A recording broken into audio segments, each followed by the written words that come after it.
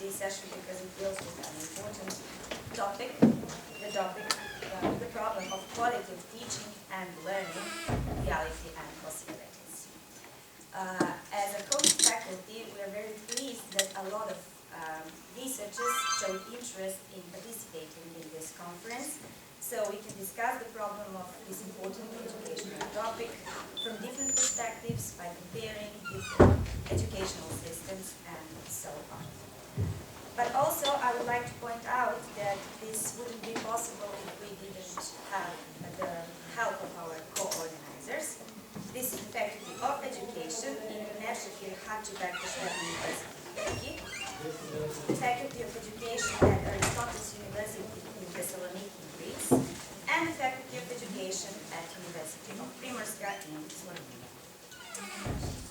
And now I would like to ask Professor Dragana Stanojević, the Dean of the Pedagogical Faculty in Vranje, to read her speech and address the audience.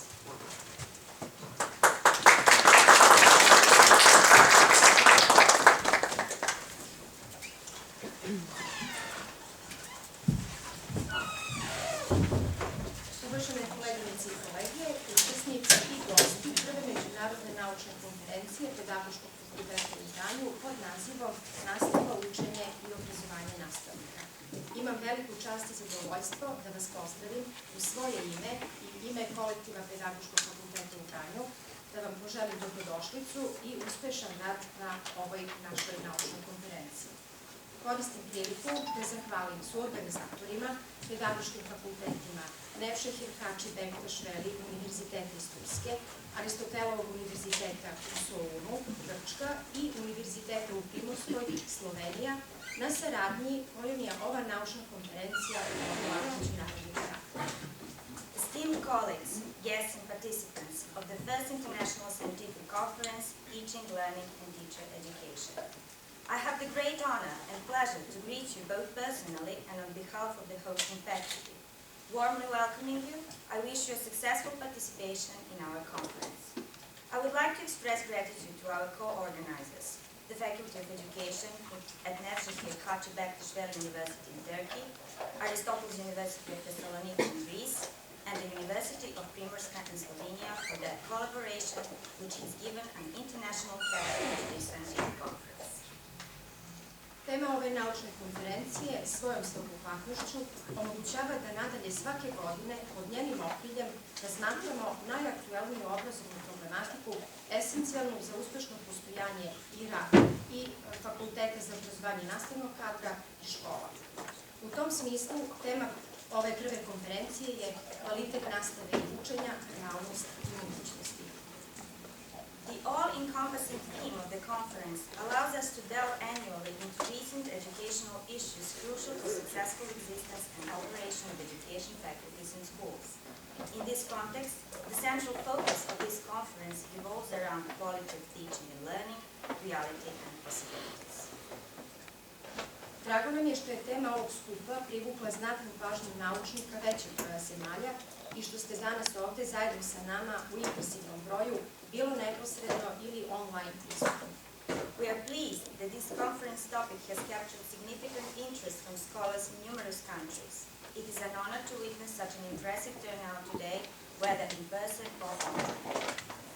Nadamo se da ćete razmatranjem ove teme trajne aktuelnosti uspeti da date neke moguće odgovore na pitanja pravaca unapređivanja kvaliteta nastave u školama, kako inovacijama u sadržajnom, organizacionom, tehničkom smislu, tako i u pogledu podizanja kvaliteta ljudskih resursa. Implementacijom savremenih tendencija u nastavi, kao centralnom segmentu funkcionisanja škole, dakle promenama na ovom ključnom mikroobrazovnom planu, unapređuje se ukupan obrazovni sistem i obezbeđuje razvoj društva u celini.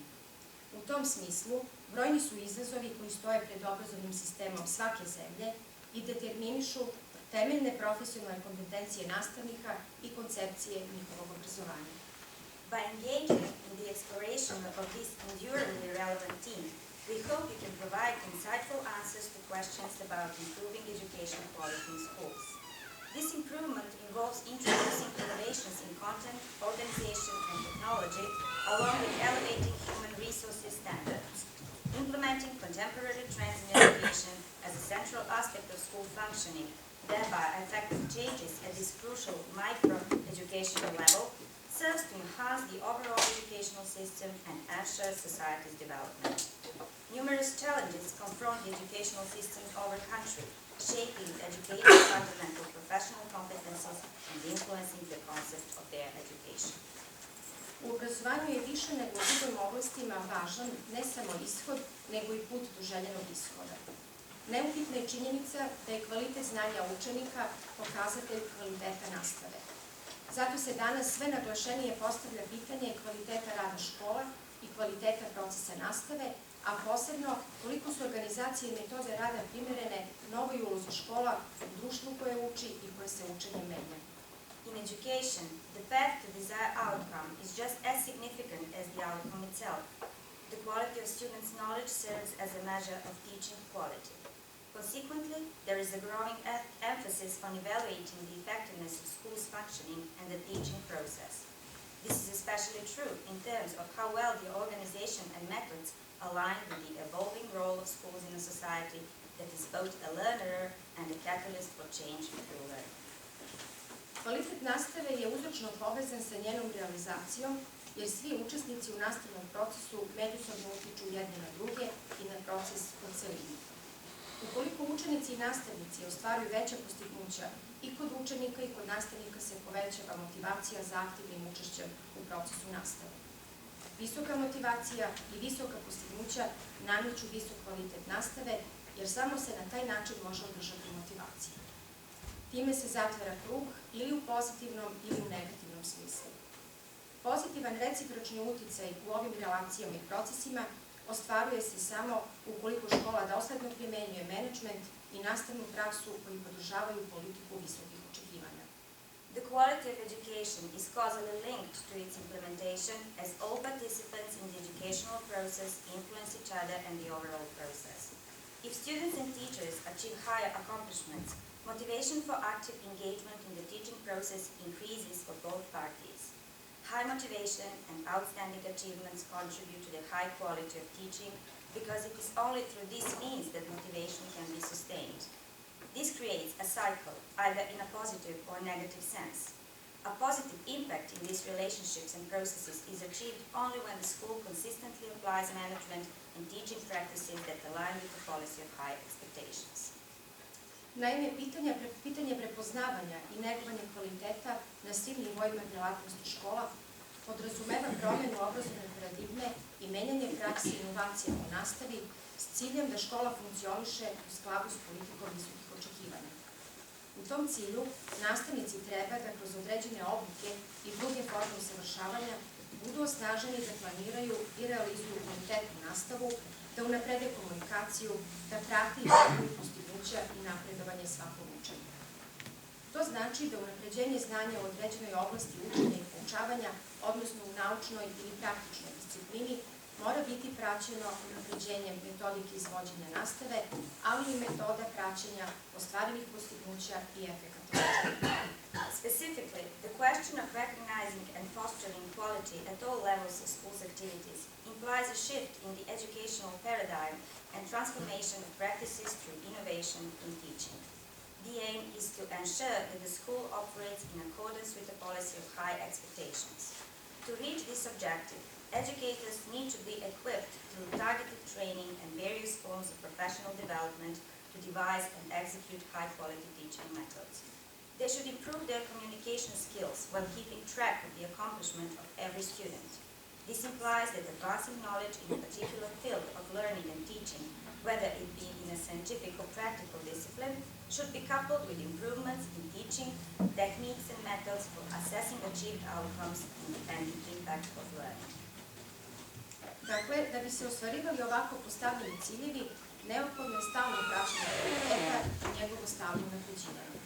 Ono, pre svega, počiva na kontinuiranom stručnom usavršavanju svakog pojedinca u sistemu obrazovanja i kontinuiranom unapređenju institucionalnog menadžmenta i upravljanja sistemom, odnosno razvoju kompetentnog sistema. Therefore, to achieve this set of objectives, it is essential to continuously monitor the quality of education and consistently seek its improvement.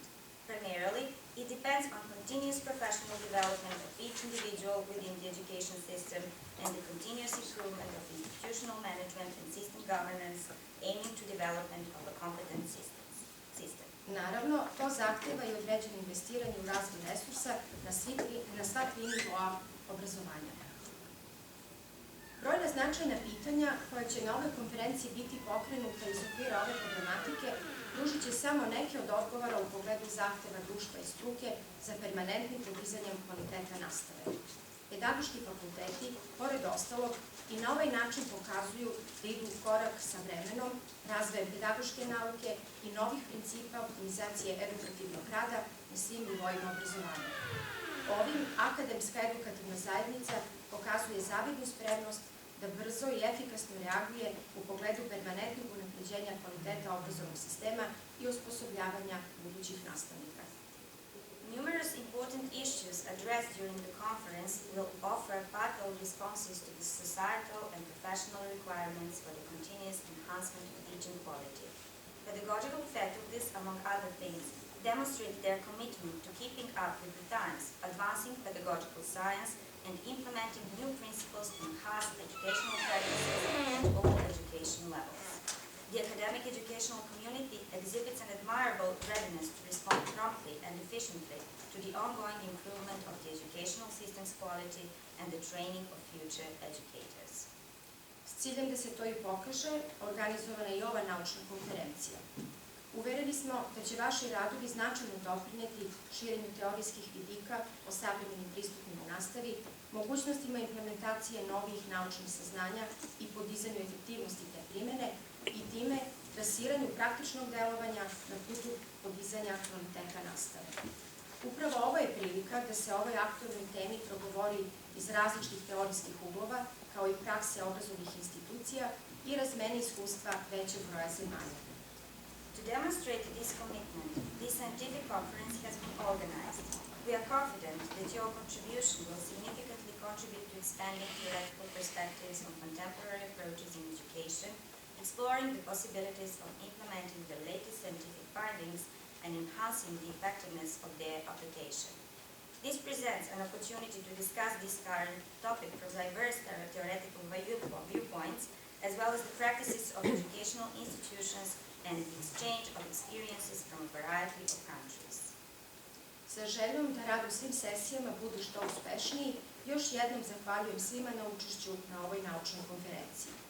Nadam se da ćemo se oko ovakvih suštinskih i svevremenskih pitanja o kvalitetu nastave tradicionalno okupljati na novim konferencijama pod krovom Pedagoškog fakulteta u Vranju. With the hope for a successful collaboration in all sessions, I extend my gratitude to everyone for participating in this scientific conference. I anticipate our future discussions on essential and contemporary issues during our traditional gatherings at the Faculty of Education in Vranje.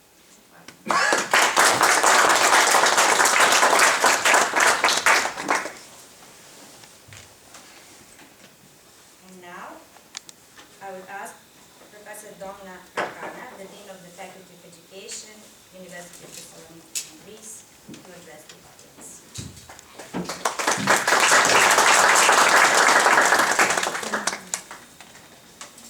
Dear Dean of the Pedagogical Faculty in Vranje of the University of Niš of Serbia, Dragana Stanojevic.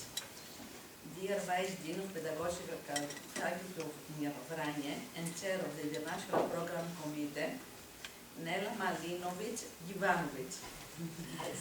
Dear colleagues, co-organizer of this conference from 3 faculties of education from 3 countries, Turkey, Slovenia and Greece. Ladies and gentlemen, good morning, Dobro jutro.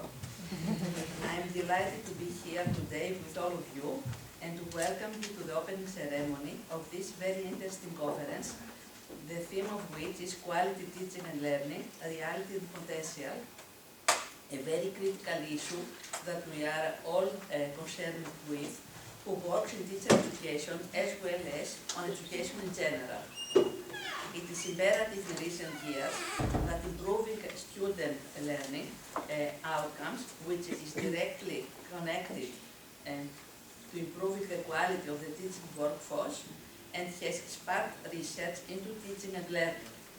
However, recruiting and retaining quality teachers has become a challenge among many OECD countries. As research has shown, teacher quality is an important factor in determining gains in student learning achievement, even after accounting for prior student learning and family background characteristics. Predictors of teacher quality have typically included factors such as class size, type of qualification, or years of experience. Additionally, another indicator of teacher quality is the pedagogical knowledge of teacher. Pedagogical knowledge refers to the specialized knowledge of teacher for creating effective teaching and learning environments for all students. Educators of all degrees, as professionals in their field, can be expected to process and evaluate new knowledge relevant to their core professional practice and to regularly update their knowledge base to improve their practice and meet new teaching demands. By investigating the knowledge that underlies effective teaching and learning, the members of faculties of education all around the world study how to improve teachers' quality of initial and ongoing education. In recent years, in trying to illuminate these issues, the research has focused on the professional development of educators in order to improve teachers' knowledge of the student matters that they are teaching and enhance their understanding of student thinking. The teacher should consider themselves as a facilitator, guide, and co-learner in the educational process. It's the teacher's responsibility to create positive learning environments and encourage students to take charge of their learning journey. This happens when they engage rather than suppress student natural curiosity, and when they make the learning challenging and the teaching transformed as scaffolding to any student who needs it. Thus, perceiving that the educational reality has become particularly complex and unpredictable in the last year, I think that a conference about various current issues related to improving the quality of teaching and learning could help to better understand and clarify the problems and enable the introduction of evidence-based practices and reforms to educational policy makers that could be very optimistic to the future. Closing with these thoughts, I would like to extend my thanks to all those who have worked for this conference, which give us the opportunity to exchange views, discuss, argue, build new collaboration, and create a new community of learning and practice on this issue that are great concern to all of us. Thank you very much. For the speech. And now I would invite Professor Nela Malinovic-Jovanovic, Vice Dean for International Cooperation of the Pedagogical Faculty in Ranje and the Chairman of the International Committee of this particular. I will be short and less formal. I'm a formal person. Okay. I need just new eyes. Dear colleagues, as the digital lines of our correspondence have become intertwined through emails, I feel a sense of familiarity in our exchanges. With this connection in mind, I warmly greet each of you on this enriching journey we are embarking on together at the conference. During these 2 days, let us take the opportunity to connect with colleagues from different parts of the world. I said world because we have participants from Nigeria. Let us not only participate, but immerse ourselves in collaborative space to make new connections and gain inspiration for future advancements in our common field. The main goal of this conference was to serve as a catalyst for expanding our collective knowledge and building a solid professional network. I'm confident that these days will contribute to making further discoveries and advancing the science. I thank you for your attention and welcome each and every one of you to this conference with open arms. Thank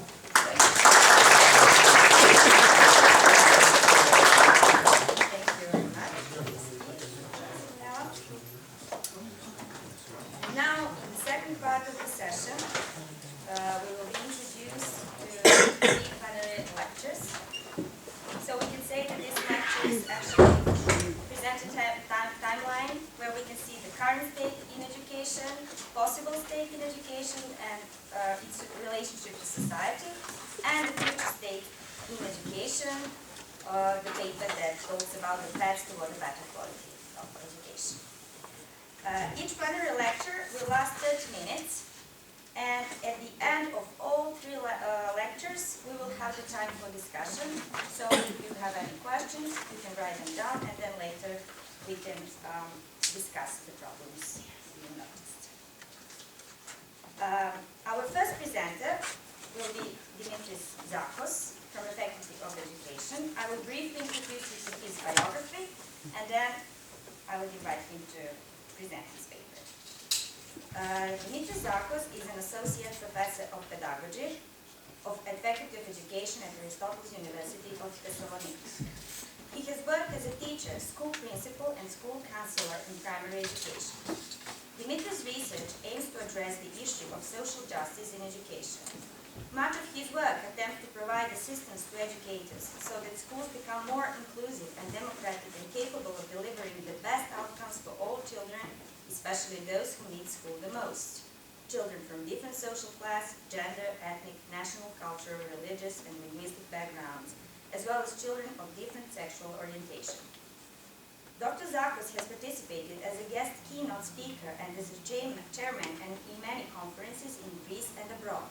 He has also published extensively in Greek and English language, 3 scholarly books, and more than 16 articles in scientific journals, conference proceedings, and chapters in edited volumes.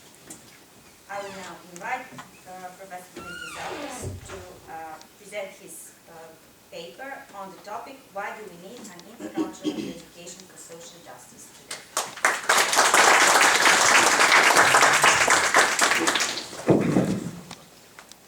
Hello.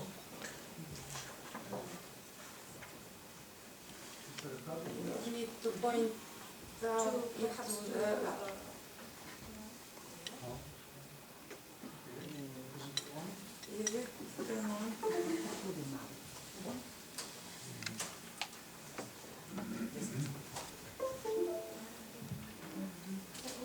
switch the slides here. Okay. Here, please. Yes. Okay. So. Okay.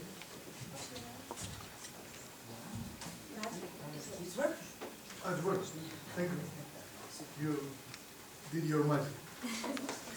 Nice to meet you here. I also want to say hello to persons who are attending our conference online. So, my theme.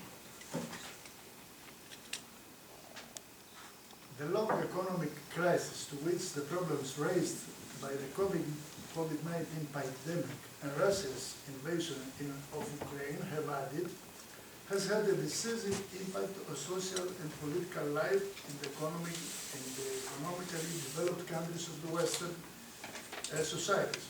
We refer to Western countries because they invoke human rights and individual freedoms. Taking advantage of this crisis, political organizations, parties, movements, and populist demagogues, most often but not solely belonging to the far or alternative right, cultivate and reinforce in a systematic way the phobias and prejudices of the people. Refugees and immigrants are the main target of this campaign. Far-right parties use social media, but they also have the support of many mass media in order to exacerbate the numbers of the intruders and magnify every negative episode in which others are involved, emphasizing the different national origins or religion of the perpetrators.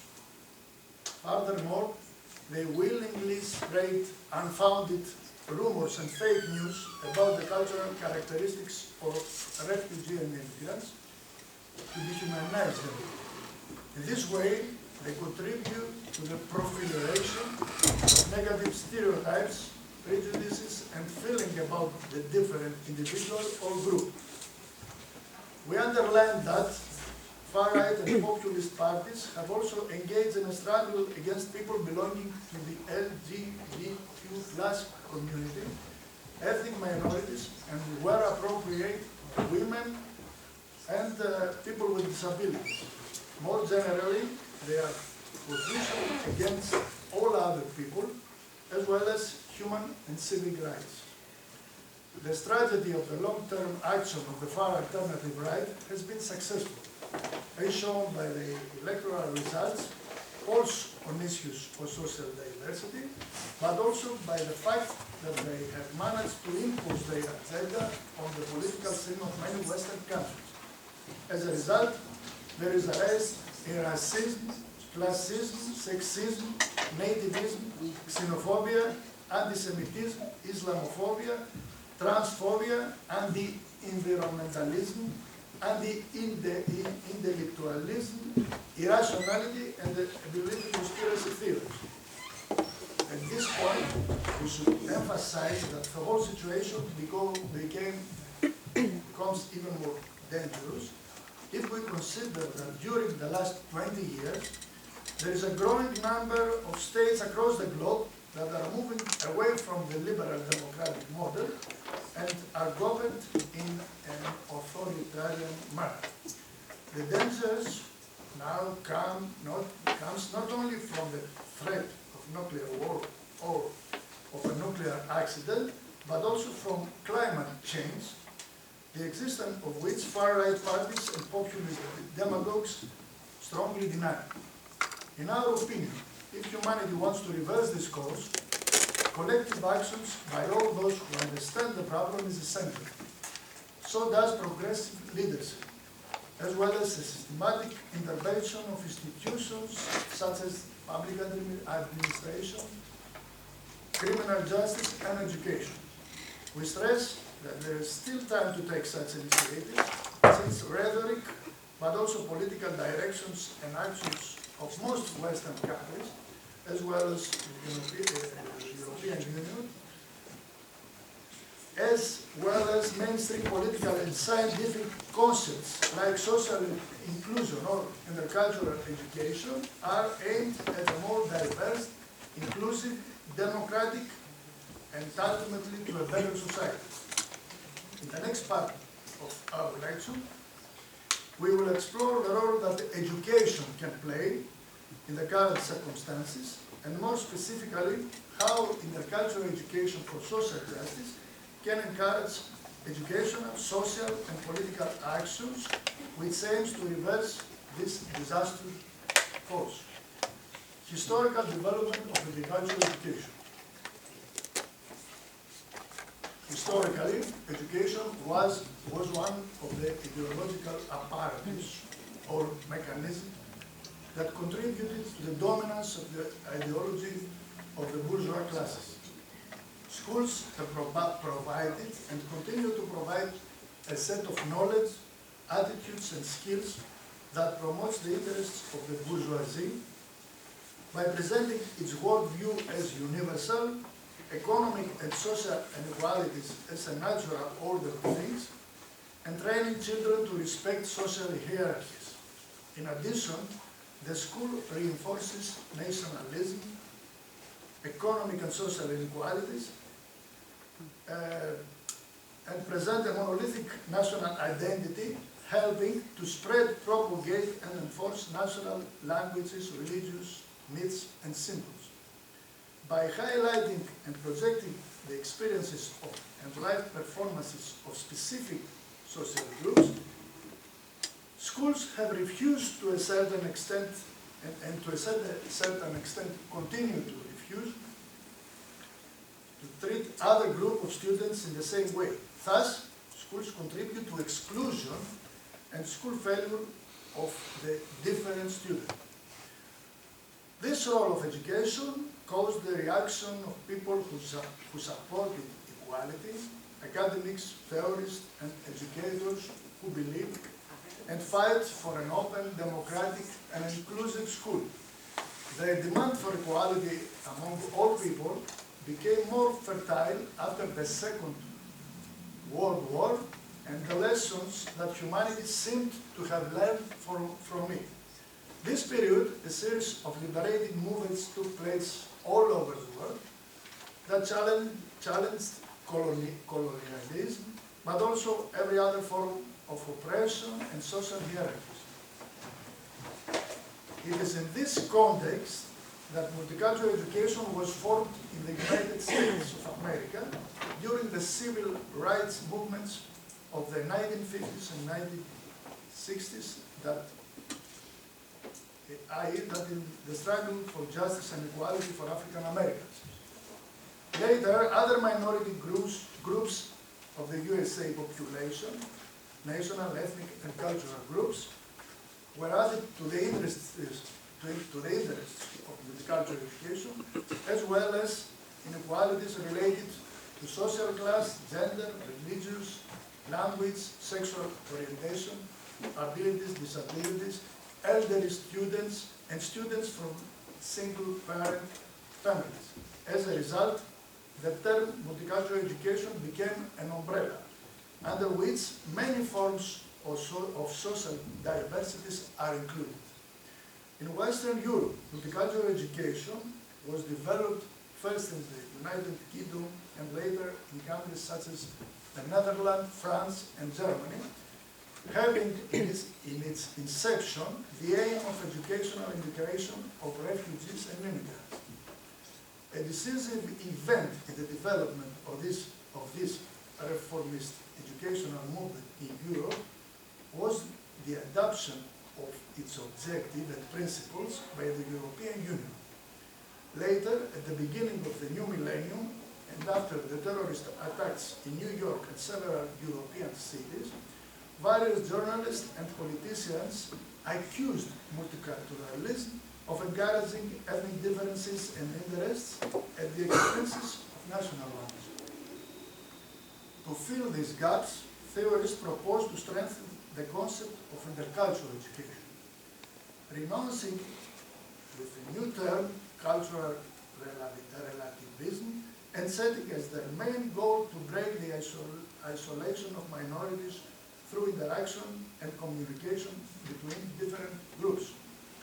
Our assessment is that the differences between multicultural and intercultural education are not great, at least not as great as the differences between the two approaches, within the two approaches. That is why we use the term as synonymous. We underline that what multicultural, intercultural, and anti-racist education have in common is that they try to obstruct the spread of hatred and discord among people. That is why they have been challenged by political forces and public figures who are pushing for an education oriented towards the preservation of economic and social hierarchies and injustices, nationalism, nativism, white supremacy, and racism. There is no commonly accepted definition of intercultural education. Its theorist defines it according to his or her political and philosophical position. A common element among those who advocate intercultural education is that they consider it to be related to changes that should be done to schools so that the needs of students are better met. Which categories of students are affected by these changes, and therefore intercultural education concern is a critical issue on which there are differences between those who support it. The way this question is answered is the basis of our analysis of intercultural education's dimensions. In the first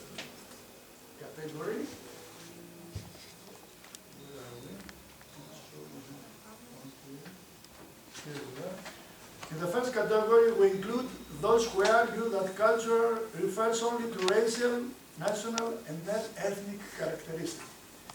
In this category, we distinguish two subgroups. In the first one, we include those who believe that the integration of different children in school is an issue that concerns only these children and their families. The consequence of such an approach is that the interventions, actions, and activities proposed by its theorists are exclusively addressed to children from racially, ethnically, and culturally diverse groups. Therefore, teachers should be prepared to deal with the issue arising from their presence in schools and expect immigrant students to be different and pose challenges, not problems. Intercultural interventions in this model is primarily concerned with enhancing the teaching of the language of the host country as a second language, as well as the students' cultural assimilation. The perception according to which intercultural education is only relevant to other students is strongly and vivid in the public imagination, as well as in the hearts and minds of many teachers and administrators. This perception is conservative, since it defends the preservation of existing structures, and monocultural, often giving culture a narrow, essentialistic interpretation according to which people are defined by their cultural characteristics. Finally, it is assimilationist, since those who support it believe that cultural homogeneity is necessary for the unity of the nation, and therefore different people should adapt individually to the new environment. In this way, group identities, which play an important role in shaping individual ones, are not taken into account. Among those who consider only racial, national, and ethnic differences to be cultural, there is a second group, members of which claim that the inclusion of ethnically, racial, or nationally different pupils in schools concern all students. And this because, firstly, from an ethical point of view, people are different but equally, and everyone's environment, stories, and voices should be respected and recognized by the school and wider society. Secondly, in terms of everyday educational realities, schools should operate in a way that ensures harmonious coexistence and the best chances of success for all of its members. This approach is based on the belief of its proponent that the role of multiculturalism is to enhance the social diversity and promote good interpersonal activities among people of different cultural backgrounds. Children must respect all their classmates, regardless of the national, ethnic, or cultural group they belong to. Integration will succeed when members of the dominant group contribute to it. The others may do their best to adopt to their new environment, but the members of the dominant group must also accept it. Just as a person who cannot enter a house whose doors are closed, he or she cannot enter a group that does not want him or her. Thirdly, from economic perspective, all students should develop the knowledge, skills, and attitudes that will help them to adapt to the global economic environment. Multicultural skills are needed for managing diversity in the workforce, improving creativity and innovation in transnational corporations, and increasing global business performance. What is important for the achievement of the goals of this approach to intercultural education is to create such an environment in the classroom and in the school in which racially, ethnically, and culturally different students feel comfortable. To do this, schools and teachers need to make a series of interventions in the curriculum so that it includes elements from the cultural and social environment of all the students. With these additions, advocates expect that minority students will feel proud of their background, and students of the majority group will encounter the world of their minority classmates, which will help them to break down any stereotypes and prejudices they had about the latter. Furthermore, teachers in classrooms should use all the methods that can bring together students from minority groups with their classmates from the majority group. Examples are teamwork, restorative justice, drama games such as role-playing or mime, and on a more general level, the emphasis on the democratic functioning of the classroom. This approach to intercultural education is liberal, as it recognizes human rights and individual freedoms. Its implementation brings about some improvements for different students, as it promotes tolerance, appreciation of different cultures, and social diversities. This approach, however, focuses on changing perceptions, attitudes, and behaviors of individuals and ignore the acute economic and social problems, as well as the unequal distribution of power created by social class and by the unequal status of members of different ethnic, national, or cultural groups. In addition, advocates of liberal intercultural education deny that there is, to a degree of concern, racism. We underline that this type of intercultural education that addresses only racially, ethnically, and culturally diverse students seems to be the most wise. In its implementation, it tends to mark an emphasis on teaching the official state language as a second language for minority children, as well as some additions about heroes, national and religious feasts, and customs of different students in the curriculum. It also means school festivals, which emphasize food, music, and dances from around the world. We stress that even these limited changes may be introduced one year and abandoned the next. For example, because there are no different children in the school, or because the teacher who promoted them left the school, or because many parents complain. These fragmentary additions to the traditional curriculum and school life, however, do not help students to become aware of the roots of social variation, historical reality, and the contemporary political, social, and economic conditions.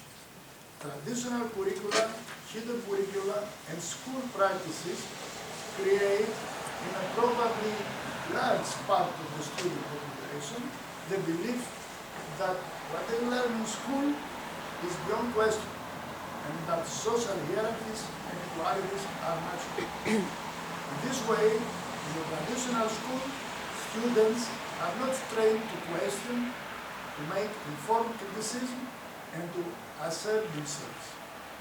In the traditional school, students do not have the opportunity to understand the structures that lead to poverty and to acute economic and social inequalities. The same result is achieved by an intercultural education that does not challenge dominant ideas and leave children with a limited understanding of social reality. For example, if education or intercultural education do not deconstruct the concept of meritocracy, most students may believe that the exclusion of children of Roma origin from schools is due to their diversity and especially to their culture. So, they learn to ignore or overlook the social, cultural, political, and economic conditions that prevent those students from realizing their potential. In other words, students and tomorrow's citizens do not acquire the tools to understand the racism that people of Roma origin have been suffering, nor the many years that they have been living on the margins of society, a reality that led them to a dire financial situation and has greatly limited their opportunities for social advancement, a reality that led them to the very low esteem that members of other ethnic groups have for people of Roma origins. At this point, we should stress that despite their inadequacy, even those, in our opinion, incomplete, fragmented, and ineffective interventions and practices of intercultural education have been and are still being strongly questioned. As early as the 1990s, when efforts were made in the United States of America to make school curricula more multicultural, conservative theorists have argued that this reduces the emphasis on Western canon, i.e., the greatest work of Western culture. They also accused multicultural education of undermining children's ability to learn, write, and reason, as well as that it prevents the poor acquire an elaborated language code and succeed in school and in society. The above perceptions contradict well-established scientific positions, demonize the coexistence of students from different cultural backgrounds, and they start from an apparent or latent hierarchy of culture. In the year that followed, attacks on multicultural education and intercultural education increased.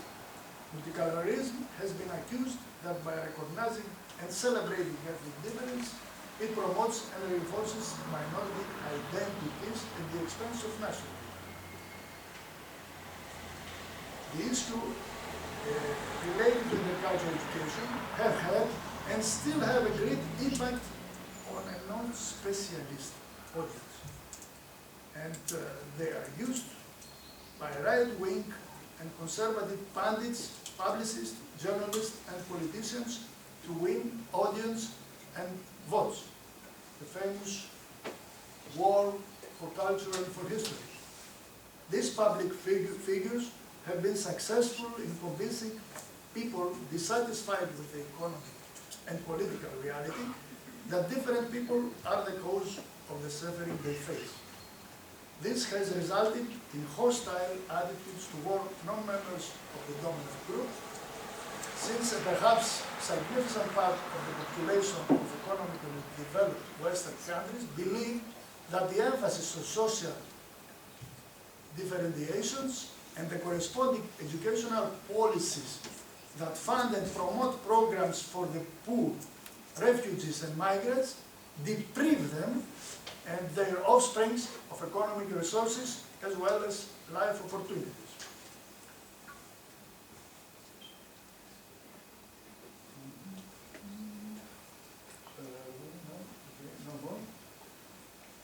The conservative and liberal dimension of intercultural education have been and continue to be criticized by academics and educational practitioners who believe that intercultural education should be a means for educational and social change.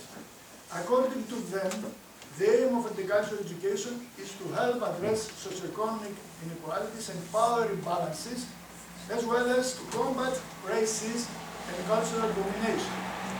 They also argue that intercultural education is addressed to all people and in every classroom, regardless of the pupils who attend them. Are they different or they're not? The changes intercultural education proposes concern all subjects and are not exhausted to a single lesson or a project of limited hours or days. We call this approach intercultural education for social justice. This approach supports the acceptance of all students' identities and backgrounds, challenging racism, discrimination and injustice, and seeks equality among all people. In more detail, intercultural education for social justice is a theoretical area, a set of educational policies and school practices that aims Furthermore, to the poor and different students to have the best teachers and are taught by the best teaching methods and means, to create those conditions, safe and creative school classroom environment in which students, regardless of social class, gender, ethnic origin, culture, religion, language, and sexual orientation, can be empowered to reach their full potential. In addition, different students enjoy a challenging curriculum which, first, helps them not to passively accept social inequalities and injustices and to embrace the values of equality and social justice. Second, it commits them to addressing real and contentious social and political issues. Third, it exercises them to respect and cooperate with each other, as well with every human being, but also to live and succeed in a different society from their own. Fourth, it pushes them to operate with intercultural rigor and to develop the ability to question, analyze, synthesize, and think critically, so as to free themselves from the stereotypes and prejudices they may hold. Fifth, it teaches them to think and act in terms of what is right and not in their narrow own interests.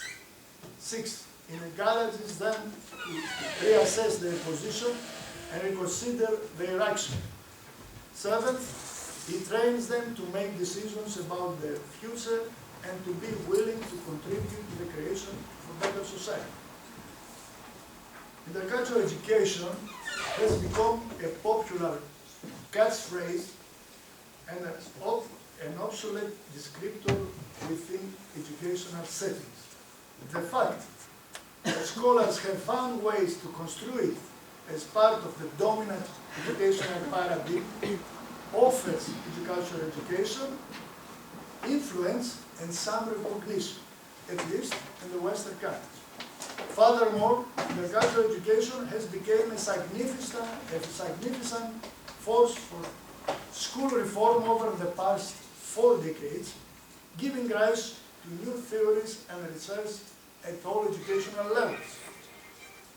This well-established position of intercultural education, both in educational theory and in everyday school life, indicates its usefulness in the struggle for a better education and a better society. As we have already mentioned, in recent years, especially since the financial crisis manifested itself with the collapse of Lehman Brothers, there are political forces that are strongly opposed to intercultural education and are pushing for a refolding of education so that it aims to consolidate economic and social inequalities, the entrenchment of the respective nation-state, its values and identities, as well as towards the exclusion of others and the devaluation of the democratic values. On the other hand, liberals argue that intercultural education helps to make nations' identity more inclusive. Anti-discrimination measures, affirmative action, and legal exceptions for minority groups help them to feel better and integrate into the national community. We believe that the contribution of the liberal dimension of intercultural education is valuable in the struggle for the rights and freedoms of oppressed and marginalized groups. Any cultural victories, such as the recognition of the differences and the institutional registration of the rights of women, for example, or people with different sexual orientation, are indeed important. Important for moral and symbolic reasons, but also important for the lives of these people. Furthermore, these victories are important for the common good, since those empowered individuals, or some of them, can now, from a more favorable position, to show solidarity with the poor and the economically weaker and contribute to the struggle for a better society. However, our belief is that a society of equality and justice can only emerge when all economic and social inequalities, as well as the unequal distribution of power, are combated. The acute economic inequalities, the burning issue of racism, nationalism, sexism, anti-Semitism, Islamophobia, and discrimination against people with different sexual orientation, show that in the cultural education for social justice is now, more than ever before, necessary. Thank you. Thank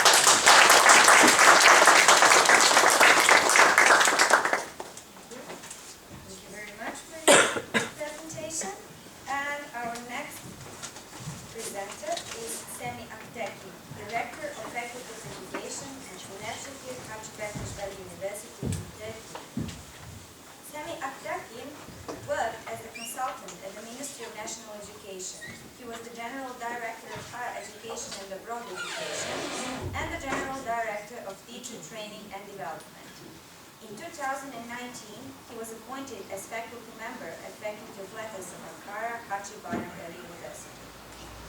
While working as a General Director, he carried out many projects and activities, such as publishing the Teacher Strategy document, updating and publishing the Teaching Proficiency General Qualification document, launching the Candidate Teacher Training Program, rearranging the in-service training activities of the Ministry of National Education in line with inclusive approach and activity-based practice, among others.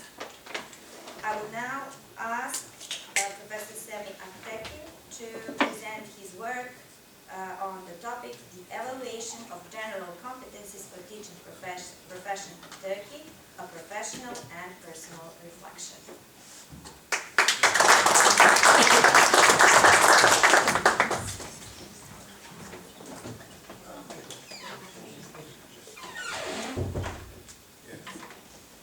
Hello everybody. Thank you for inviting me for this excellent conference. And as the rector of Nevşehir Hacı Bektaş Veli University, also I want to express my happiness. We are very happy to be part of this conference and collaborate with the Mission University and the other universities to be part of this conference. Now we listen a very highly intellectual paper conference from my colleagues about the social justice, and we are going to discuss several issues about the teaching quality and different aspects of education. Really, indeed, the social justice is very important nowadays, and inclusion is very important. And a lot of important issues should be raised in the education sector.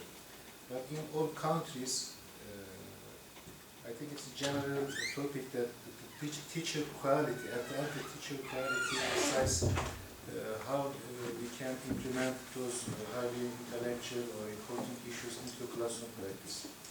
So that's why in Turkey in 2017 we updated teaching competencies document. At that time I was bureaucrat, I was director at the Ministry of Education. I'm academic, my field is teacher education. So today I want to discuss with you, or I am going to present Turkish experience, how we developed teacher competencies and what happened at the end. When I was at the ministry, before I was at the ministry, I was academic teacher trainer at the university. Then I was invited to ministry. During my task, I contributed to improve several policy papers. Now I return to university again. But if you look at the Turkish experiences, we will see it's not difficult to implement theoretical good ideas into practice. There are different dimensions of the issue. Can you just yeah. In my presentation, I'm going to give some short definitions. What is competency? What kind of competencies are needed for teaching profession? Do teachers need a separate competency document or standards? Which part of general competencies can be transferred to other countries, and how applicable is the Turkish experience in other contexts in those countries?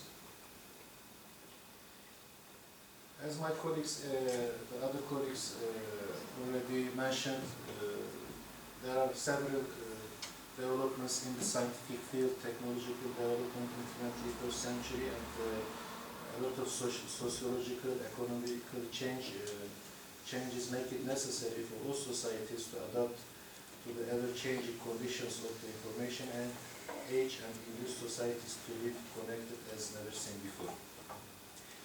This important social transformation is increasing the importance of high-level cognitive skills such as effective communication, recognizing different cultures, developing high-level cooperation, global competency, and solution-focused thinking. The qualities that individuals should possess are becoming increasingly different in times we live. You can see from my presentation, but as already mentioned, immigration, people, mass movement from different cultures into a classroom. Can I take? Can I take comments? Yes. Yes. Yeah.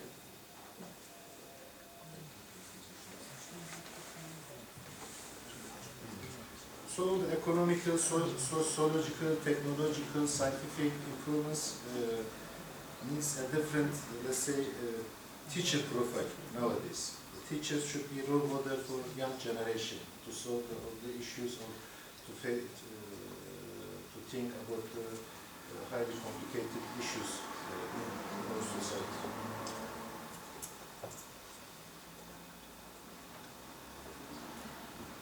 Yeah. There are several problematic areas of teaching nowadays in the profession. In the 19th century, or maybe at the beginning of the 20th century, teaching profession was a very highly prestigious profession. But if you look at in my country, now we have about, let's say, nearly 1 million teachers. They are public services, and they enter the job after, let's say, passing a central exam, which is a multiple choice questions exam. And then in 1 million teachers, it's normal that there are different, let's say, individuals which has different intellectual capacity, different perspectives, and different skills. As policy makers, we need kind of to define standards or competencies for those teachers. Maybe in the 19th century or 20th century, already highly intellectual people were entering the teaching profession. But nowadays, because of the, let's say, different needs of the society, and all highly intellectual people have different alternatives. They can be engineers, doctors, let's say, they can go to different sectors. That's why I think we need to, let's say, think about the quality of teachers in modern society. That's why we need to define standards and competencies. Turkish Ministry of Education has determined and published gender competencies in 2017. Although we had a competency document before, it was very complicated and had received a lot of criticism because it was very detailed documents and it was very difficult to implement into schools. That's why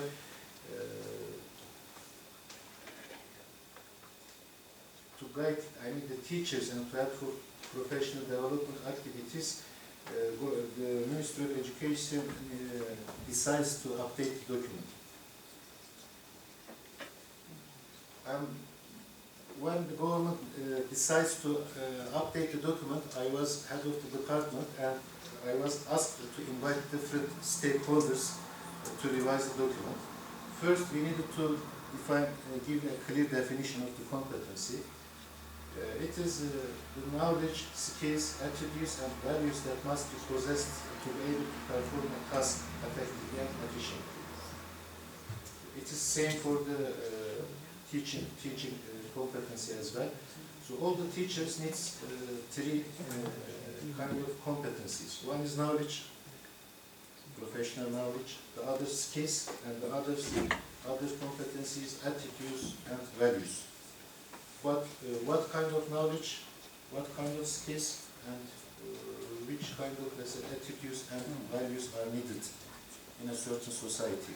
So we need to decide about those competencies. That's why it was very difficult to, let's say, minimize or eliminate very detailed, let's say, knowledge or skills and values.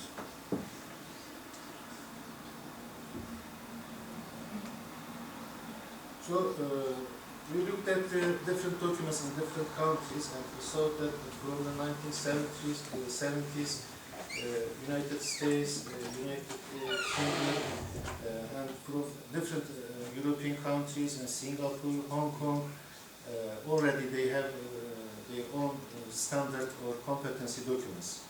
So we looked at all those documents, but let's say, although all communities or societies need their own competencies, some of them are universal, international, but also some of them are local. That's why you need to which one was applicable to Turkish context.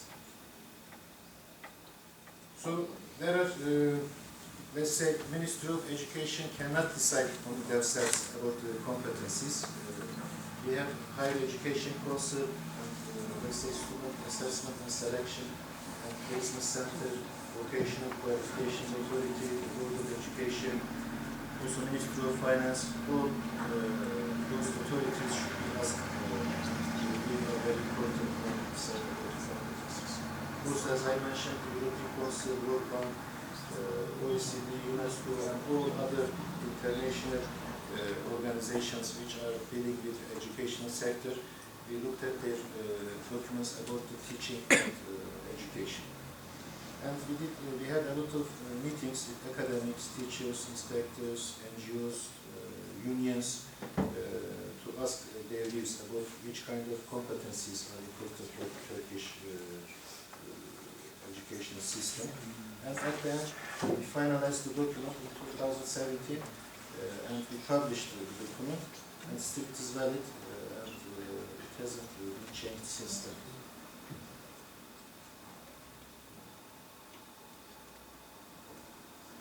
So now I'm going to, this is the brief summary of the general competencies of for teaching profession in Turkey. As you can see, there are three domains: knowledge, skills, and attitudes and values. In the first column, when we say professional knowledge, we talk about content knowledge, pedagogical content knowledge, and knowledge on legislation. And skills, also planning of education, creating learning environments, and managing the teaching and learning process, and assessment and evaluation. Now I will give some details, then we can discuss together which one can be applicable to the country. And when we talk about attitudes and values, again, national, moral, and universal values. For instance, the social justice is one of the which is universal. Teachers' approach to students, communication and cooperation, personal and professional development. For those three domains, we have different competence indicators. For instance, when we say about content knowledge, what kind of indicators we need? For pedagogical content knowledge, we identify different indicators. And also for legislation, we identify different indicators. Now I'm going to give some details later on. It is same for the skills, different indicators. Also for the, let's say, attitudes, we have different indicators. So now we can look together. I mean, I'm not going to read all of them, but you can look at some of the indicators And at the end of the presentation, we can discuss which one are the local and which one are universal, and we can, let's say, ask why specific, let's say, indicator is important in Turkish context. For instance, content knowledge. Teachers should have less advanced and critical perspective on theoretical, methodological, and factual knowledge in their field. Let's say, for instance, if we talk about the social justice, they should have the theoretical background of the social justice. The teacher, otherwise, in the classroom, the teachers cannot be sensitive about those kind of issues. Social justice, let's say, inclusiveness, interculturality. That's why they should be able to relate, let's say, political or economical discussions, let's say, philosophical, political discussions to, let's say, relate with their content. Yeah, all those indicators are very important for their content.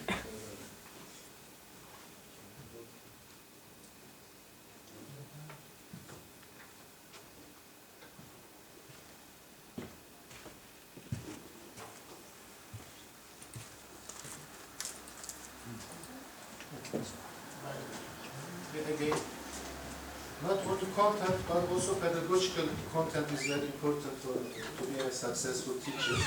Good knowledge of the curriculum and pedagogical content knowledge of the subject area. If they are science teacher or history teacher, or let's say citizenship teacher, they should know the philosophical background or scientific background of their subject area to be a successful teacher.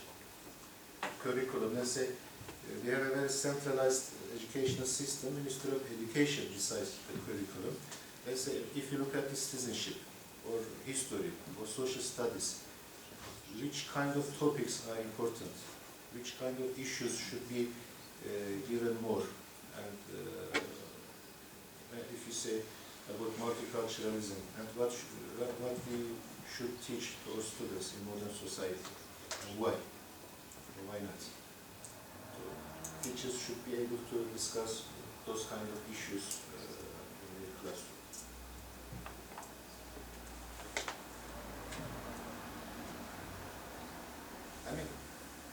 Teachers are public officers. They should follow some certain rules. I think it's same in Serbia or Greece probably. Yeah.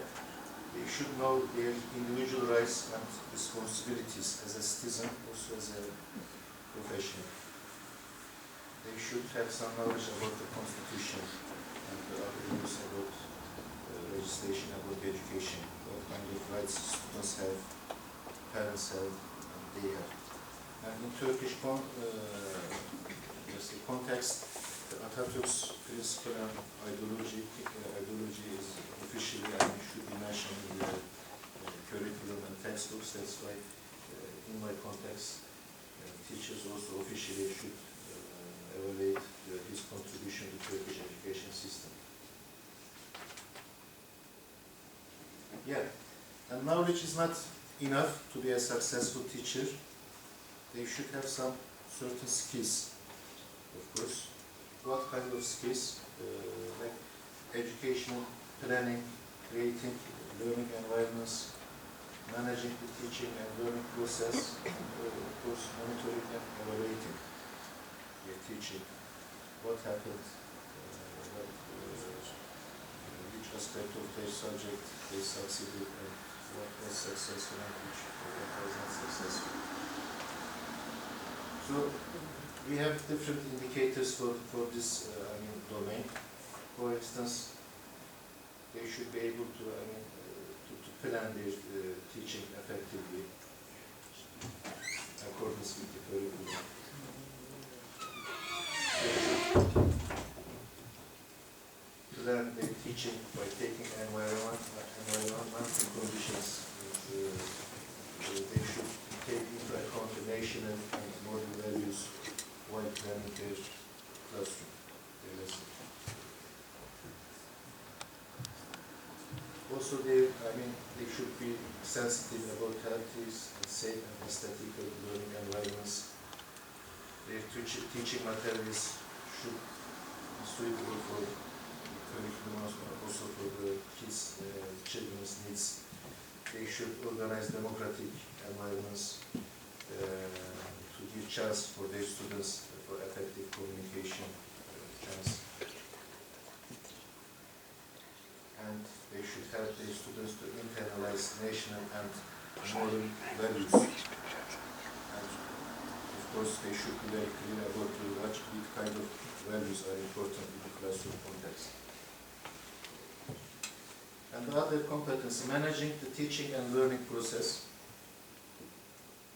They need certain, skills. We can see, for instance, the needs of special students, disabled students, or which has different difficulties, immigrant students, or minorities, or students who come from, let's say, disadvantaged families from different economic backgrounds. So teachers should be sensitive about their needs as well. And assessment and evaluation is very important. Like nowadays, in most countries, there are central exams to enter a school or the profession. But in these central exams, since a lot of students are entering to, let's say, this exam, usually multiple choice questions are asked. But those kind of questions cannot assess students' analytical ability or such kind of skills. They only assess their knowledge. So that's why in modern societies, a good teacher should be able to use both formative and summative assessment methods. Really. That's why we put this indicator in the document. And attitudes and values. We listened to a presentation about social justice and inclusion. Nowadays we are watching news.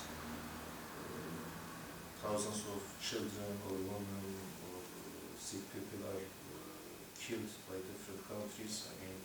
Such as in Palestine, in Gaza, a lot of children are just killed, and all students or teachers from all over the world are watching the news on the television. And now people started to, let's say, criticize or think or question about the modern values, ethical values. That's why I think child and human rights respects individual and cultural differences, to be sensitive to protect the nature, cultural heritage. All those kind of issues become more and more important nowadays, and in different subjects, in different classes, they should be taught to young generation with, let's say, good pedagogical, let's say, methods. Because controversial and sensitive issues are the most difficult topics to teach. There are different perspectives, and if we are not careful in the classroom, it might create new conflicts in the classroom. So political issues and ethical issues are very difficult to teach. That's why all teachers should have enough skills and knowledge to teach those sensitive issues. And teachers should value every student as a human being and as an individual. They should advocate that every student can learn, and they should be a role model for students with their behavior and activities. Teachers should have effective communication and cooperation with students, colleagues, parents, families, managers, policymakers, and they should build relation with others through empathy and tolerance, because in a democratic society. And personal and professional development is very important also in academia and the educational sector as well.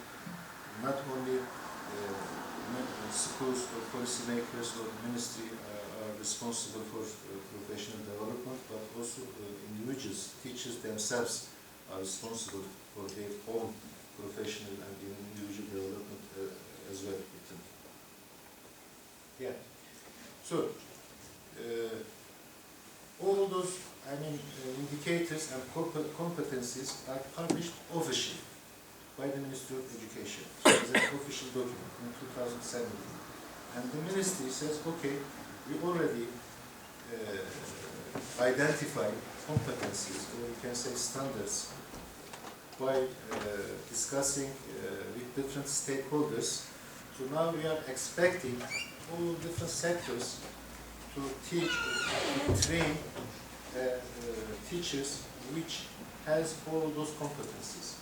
So, pre-service teacher training is given at the university level in Turkey. So ministry says the content, the curriculum of the Faculty of Education should be compatible with those competencies. All the different classes, lectures, let's say subjects, should cover these competencies. Knowledge, skills, and values should be given to candidate teachers at undergraduate level. And then teacher employment. A lot of students are graduated from Faculty of Education in Turkey, and then they want to be teachers. But nearly every year, we employ about 20,000, sometimes 40,000, maximum 50,000 new teachers. But about 1 million students, graduates, enter the exam. Among 1 million, you select maximum 50,000 teachers. And then the document says, okay, those candidates should have those competencies. But the problem is the examination to be a teacher is a multiple choice question exam. From the school. The graduates Graduates of your school. Graduates from the Faculty of Education, if they want to be a teacher, Just take this multiple they choice. take an exam. But it's multiple choice question because 1 million students are entering the exam. But now, by a multiple choice exam, how can you assess the skills and attitudes and behavior? Only you can assess the knowledge. That's why nowadays we discuss that there should be also interview to enter before to be a teacher. But then, let's say, okay, if you need 20,000 teachers, you can invite 60,000 for the interview. Then who is going to make this interview? And which criteria should be applied? And some, let's say, trade unions or some political groups criticize the objectivity of the interview. They might. Even you have very good interview and very, let's say, professional interview, still people who cannot pass the interview, they might say, oh, there was a bias against me because of this reason. Even the interview is successful. What's the other? Teacher? Induction. Induction. Yeah, last 3 years we have induction period. Students who pass the exam. First year they have induction period. The ministry planned just to offer some seminars and field visits for those new teachers. But because of the shortage of teachers, even during the induction process, still they go to classroom as a teacher. And during this induction process, they have mentor, professional mentors and tutors. Tutors and mentors are responsible to, let's say, improve their professional skills, competencies of teachers. But at the end, there is no exam, there is no official assessment. Even there is official assessment, you cannot fire those teachers who don't have those skills. So there is saying teachers can can be hired but cannot be fired. Some teachers can get, when they enter the job, you cannot say, okay, we don't have the skills, so you cancel your, let's say, Even in the first year. yeah, I mean, officially you can, but it's very complicated issue. Like they say, oh, this is young people. I mean, let's give them a chance. They will be more professional. So that's why it never happens. I mean, they say, okay, let's give them chance. Next year they will be better. You know, it's the culture. Yeah?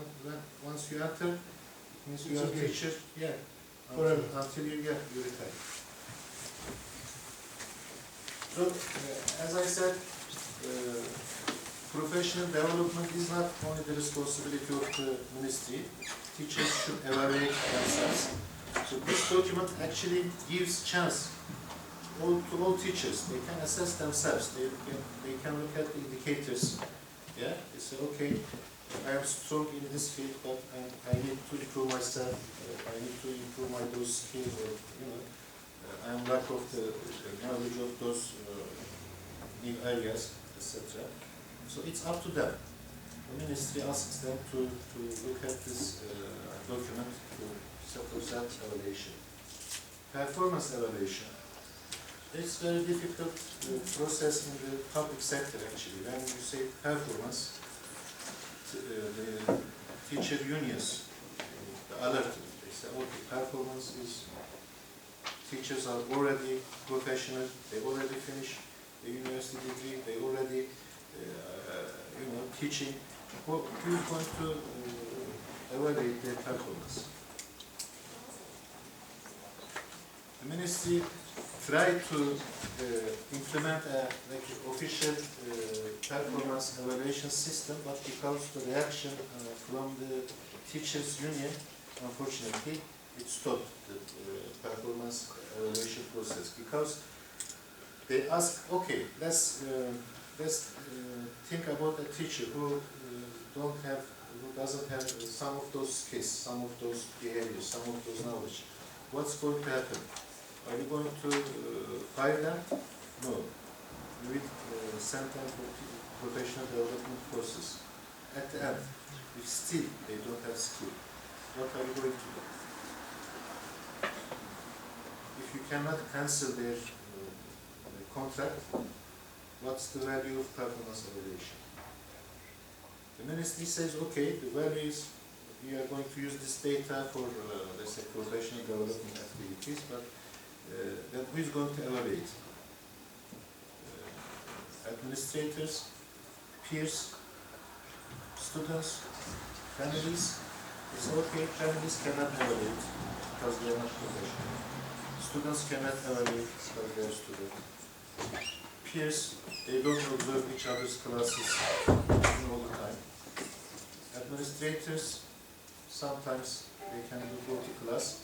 So we couldn't find a very, let's say, perfect or very good performance model. So that's why at the moment, unfortunately, there is no official performance evaluation practice. But as I said, during career development and professional development activities, this document can be used by teachers themselves, and by faculties, and by academics.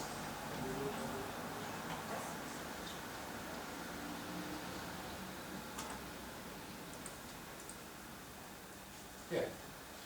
As I said, several stakeholders were already involved, but every day we have different needs. I mean, let's say nowadays people are talking about artificial intelligence, big data, social justice, inclusiveness. That's why even this development, although it was improved, still it's open to criticism and developments, and people, ministry always ask different peoples to contribute to develop this document. Yeah, my reflection is, as I said, at that time as I was brought up, then I was back to the academy as well. During the preparation of the document, it was very difficult to persuade different academics. For some academics, some domains are very important, some indicators are very important, for others it's not important. They say, okay, we should add this, we should, we shouldn't add this. Some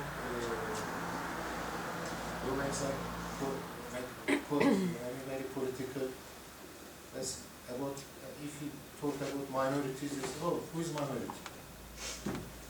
Immigrants, immigrant rights, oh, what kind, why they should have this right, or why they shouldn't. So it was, very long process to persuade different stakeholders. Trade unions have, or teachers unions have different agenda, political parties have different agendas, or some subject, history teachers have, give importance to different religious studies, social science, geography, physics. All people, different subjects, they have their own agenda. But at the end, you have to compromise, and you have to, let's say, come together, create a consensus. And if you create an official document, in reality, there is a document there, but who's going to implement? You cannot force universities to change their curriculum or textbooks according to the, let's say, this document. Or you cannot force student or selection center to prepare questions according to these competencies. We can only advise, we can only suggest. If they don't follow your suggestion, what can you do? As I mentioned, the central exam is only assess the knowledge, but then who is going to assess skills? Who is going to assess the values, attitudes, or can you assess the values? Is there a proper way? So if a candidate wants to be teacher, do you know whether he is respecting the human rights, is sensitive about minorities or immigrants? Cannot be sure. Or can we teach during the undergraduate degree? Is the to be respectful to human rights? Is it a kind of school subject, or people learn to respect others during their life? Teachers' unions agenda is mainly about the salaries, increasing the salaries, protect the rights of the teachers, and that's why it's very difficult to persuade them that teachers are also human beings. They need to be assessed. Among 1 million teachers, there might be some people who are not professional, who are not sensitive about the rights of individuals, or who are resisting to improve themselves. That's why they shouldn't be in the education sector anymore. They should be forced to go to other sector. The unions, the right of their members are more important than everything. That's why it was very important, very difficult to persuade the unions. And as in all democratic societies, after the election, or even between elections, ministers change. When ministers change, top bureaucrats change. So for one minister or for one director, this document can be very important. When they are there, they follow whether the universities or the other stakeholders are following. But when the minister changes, or all the other stuff changes, although the document is there, nobody, knows the story of it. So nobody follows, as happened in my case. I am not there, but the document is still there. If you go to that page of the ministry, the document is still there. It's still valid. Yeah. So who's going to follow? Yeah. So my experience is like Turkish Ministry of Education, as maybe in Greece or in Serbia, in other countries, hire academics and professionals from other sectors, and all of them follow the international documents. We attended meetings in, let's say, Paris with UNESCO, UNICEF, or we go to Strasbourg with Brussels, all the European, let's say, Commission or European Union meetings. We have all the official documents. Some of them are compulsory, I mean, because we are part of the different international organizations. You translate them, you read them, you implement them, you adapt them to international developments into your local culture, or national culture. You have synthesis of the, them.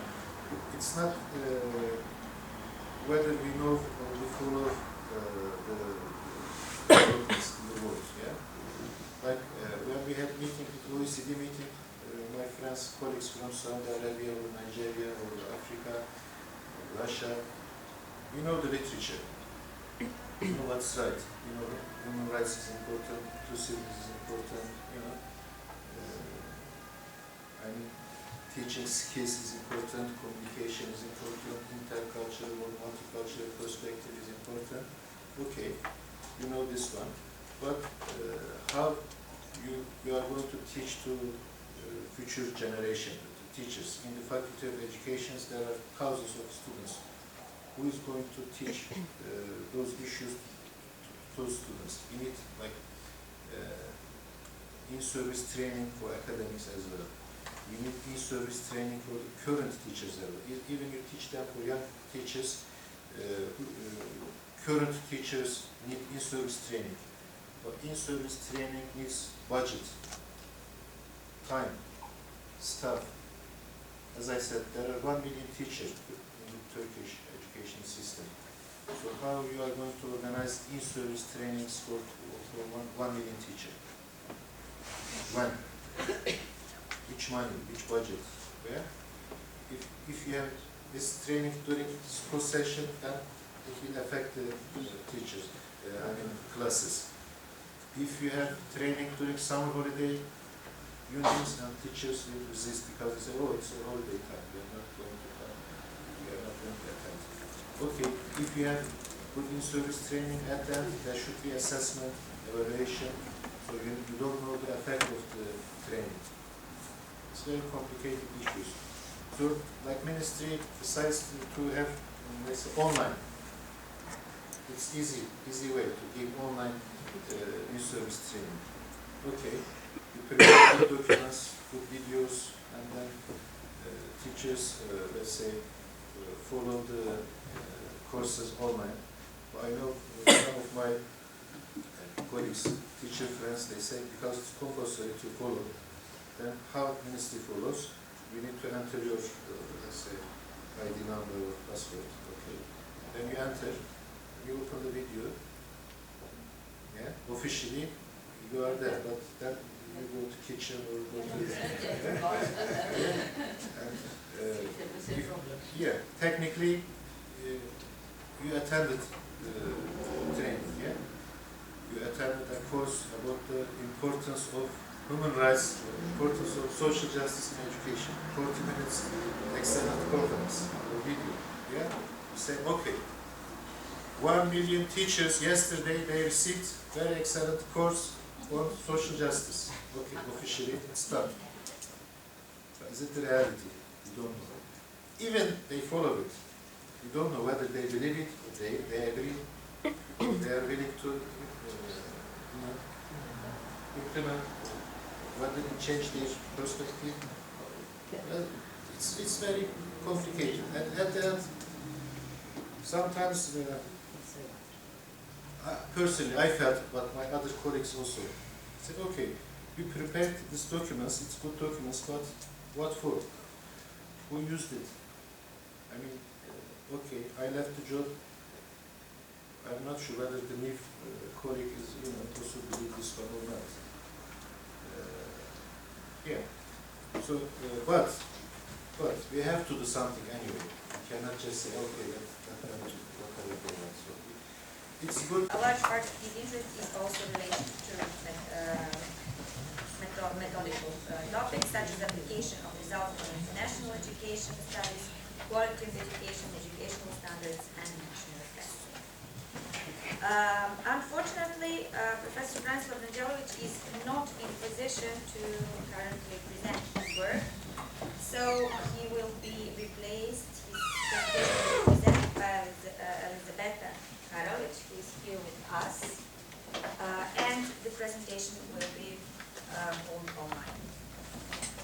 Please, Elizabeta, proceed. The topic of the presentation is the path towards a better quality education. Thank you, Neva. Can I share my screen, please? Yes, you can. No. Sharing options.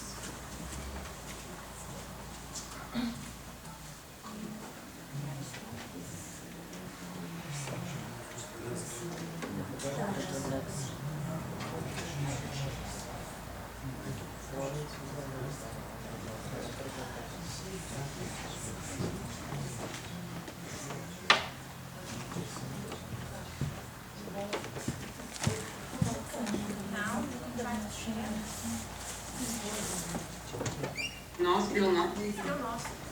No. And now? Yes, thank you. Great.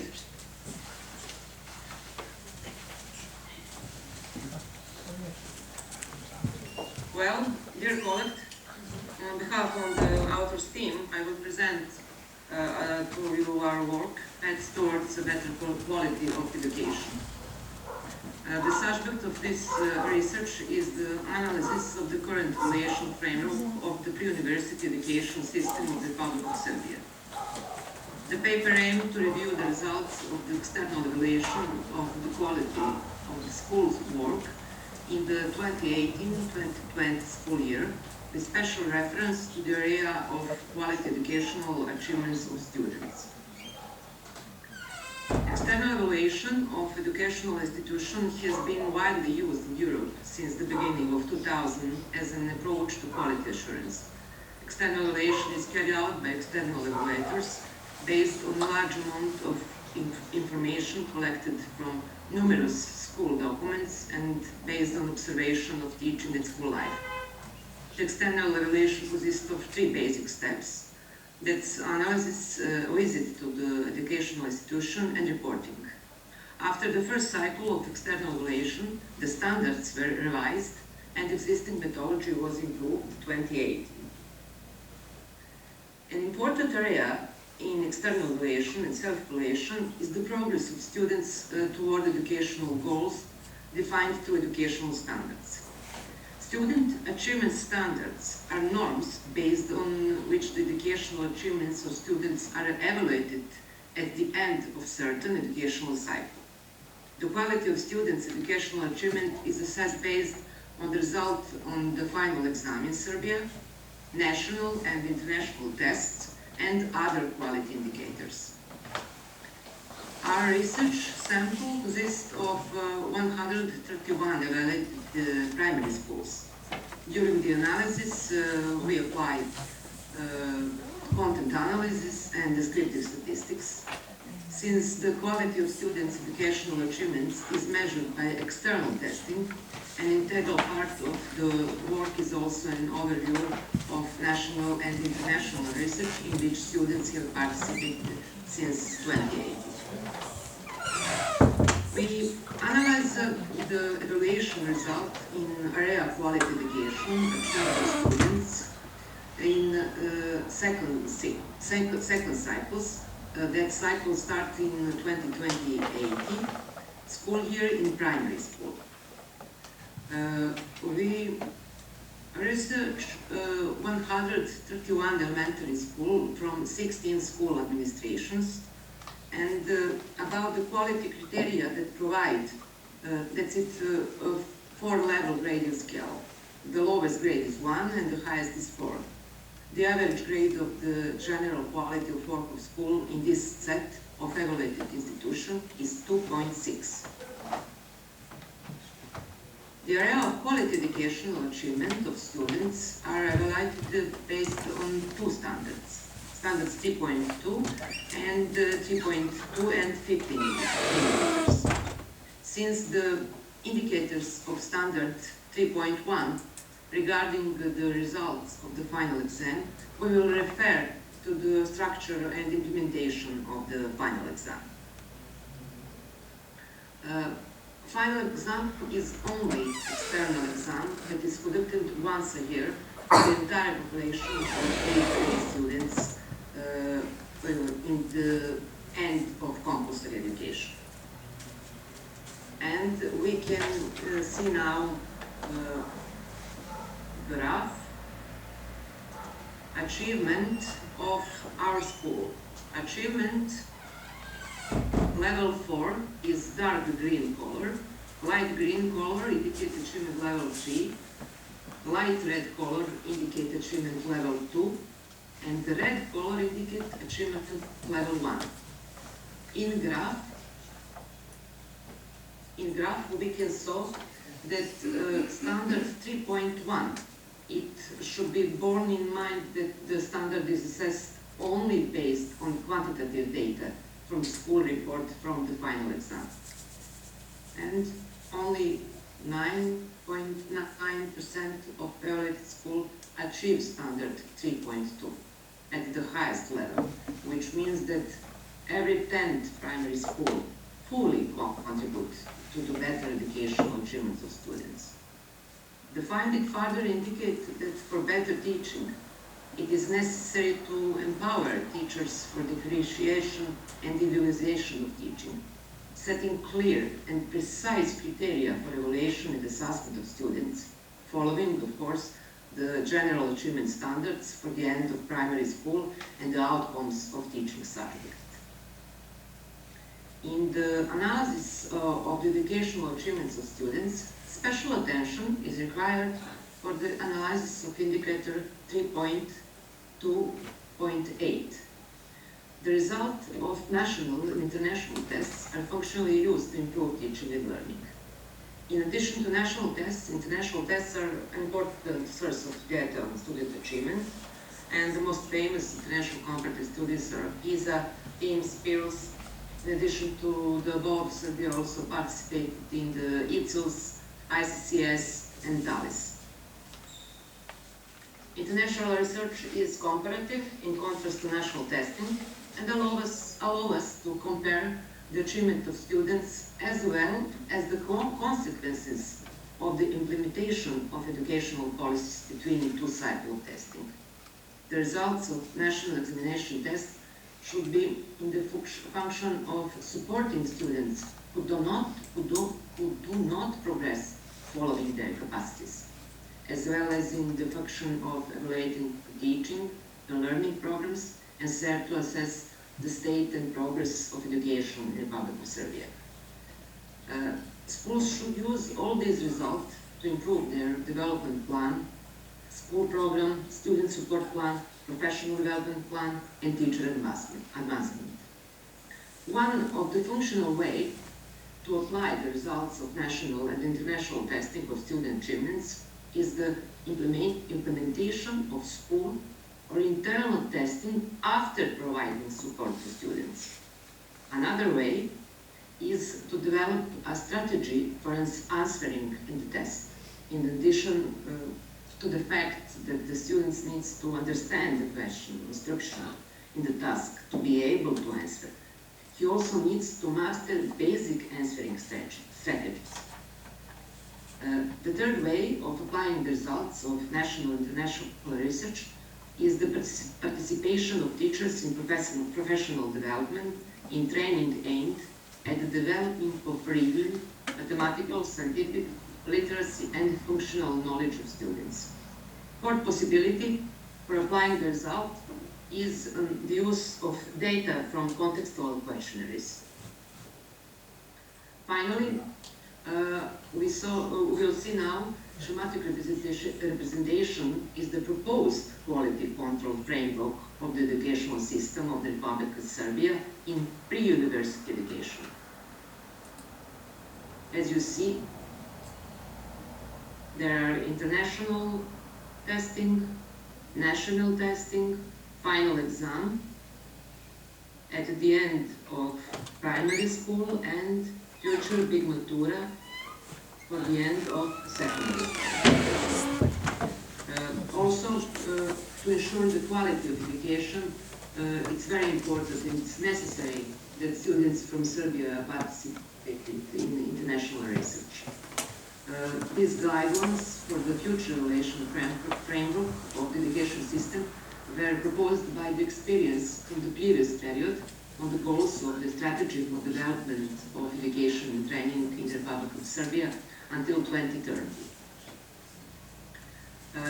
The determination of effective measure in the process of improving the education system is based on valid and reliable data obtained because of exact measurements and systematic monitoring of the educational achievement of students, the attitudes of teachers and directors, and statistical indicators of the social and economical environment of participants in the educational process.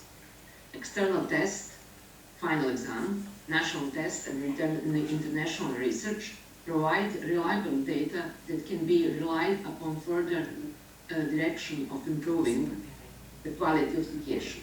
The future Big Natura will complete the process of ensuring the quality of pre-university education in Serbia. Thank you very much for your attention. We work all morning, and I know that now is time for coffee break. Thank you. Thank you.